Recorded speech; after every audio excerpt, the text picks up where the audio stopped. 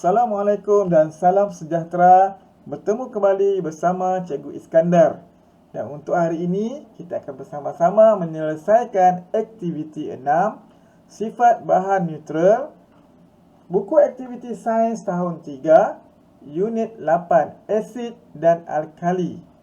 Kita akan pergi kepada muka surat 74, buku aktiviti sains. Okey ya. Aktiviti 6, sifat bahan neutral. Untuk menyelesaikan aktiviti 6 ini, kita harus merujuk kepada halaman buku teks 109 hingga 110. 109 hingga 110. Dan cikgu hanya mengambil bahagian yang penting yang akan membantu kita menyelesaikan aktiviti 6 ini nanti. Okey. Dan untuk aktiviti 6 ni kita akan berfokuskan kepada sifat bahan neutral. Jadi kita akan di sini ya. Bahan neutral. Ini maklumat penting yang kita akan ambil dan gunakan untuk menyelesaikan aktiviti 6 nanti ya. Bahan neutral mempunyai pelbagai rasa seperti tawar, manis dan masin. Bahan neutral berasa licin serta kesat apabila disentuh. Okey, baiklah. Kita teruskan kepada aktiviti 6. Cikgu hanya highlightkan poin-poin yang akan kita gunakan nanti. Okey, kita terus dengan membaca soalan ini. Lakukan 3 ujian terhadap bahan berikut untuk menentukan sifat bahan neutral. Catatkan keputusan dalam jadual di bawah. Okey, bahan yang kita gunakan larutan garam, larutan gula, air mineral. Okey, untuk makluman ini semua adalah bahan yang bersifat neutral ya. Ia adalah bahan neutral. Langkah-langkah.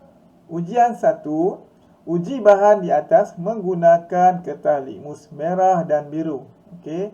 Untuk ujian 1, kita akan gunakan kertas litmus merah dan kertas litmus biru.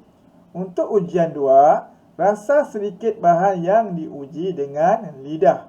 Ujian 2, kita perlu merasa dengan lidah. Dan ujian 3, sentuh dengan hujung jari bahan yang diuji.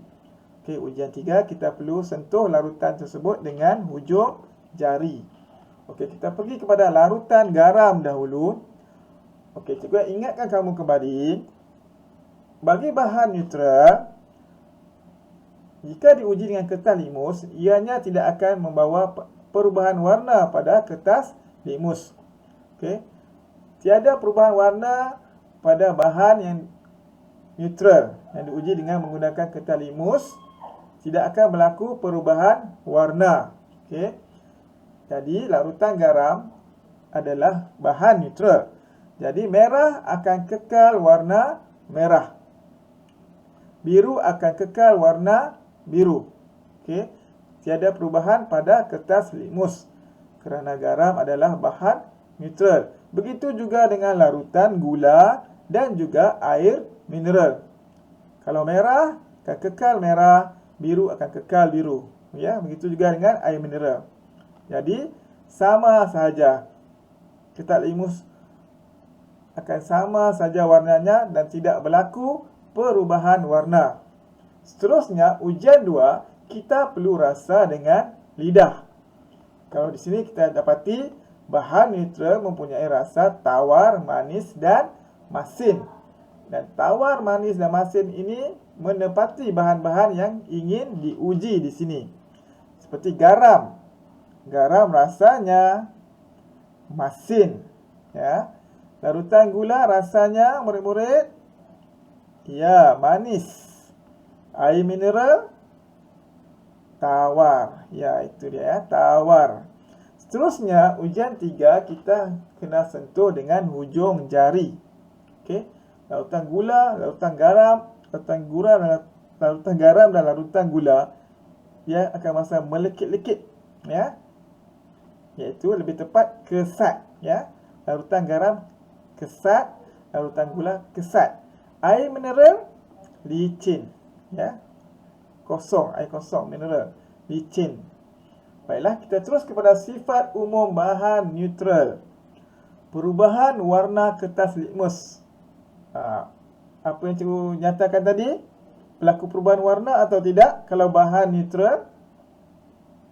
Ya, tidak berlaku perubahan warna pada kertas litmus. Okey, ini jawapan dia. Tandakan betul di sini. Rasa, kita ambil rasa tadi, 3 rasa tadi. Tawar, manis dan masin. Sentuhan sama seperti buku teks, licin dan kesat, ya, ataupun licin serta kesat. Okey. Dan akhir sekali, bolehkah kita menentukan sifat bahan neutral hanya melalui sentuhan dan rasa? Mengapa? Dia jawab tidak. Ya, kita tak boleh tentukan sifat bahan neutral hanya melalui sentuhan dan rasa. Kenapa? Kerana ianya tidak bersifat saintifik, ataupun ianya tidak tepat. Ya. Contoh di sini, air kopi berasa pahit. Kalau pahit, biasanya alkali. Tetapi kopi apabila diuji dengan kertas litmus biru, warnanya menjadi merah. Merah ialah asid. Kopi adalah asid. Ya. Jadi, kalau pahit sepatutnya alkali. Kan, mana yang lebih tepat? Dengan menggunakan rasa ataupun menggunakan kertas litmus. Kan, sudah pasti penggunaan kertas litmus adalah lebih saintifik dan tepat. Dan tidak sesuai, ya, menggunakan deria sentuhan dan rasa untuk menentukan sifat bahan neutral. Okey. Selepas ini cikgu akan tunjukkan jawapan cikgu.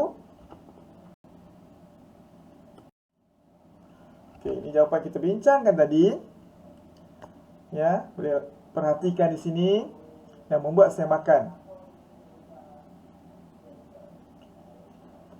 Dan setakat ini saja perbincangan kita pada hari ini untuk aktiviti 6. Terima kasih kerana meluangkan masa, sehingga kita bertemu lagi di lain aktiviti. Sekian, terima kasih.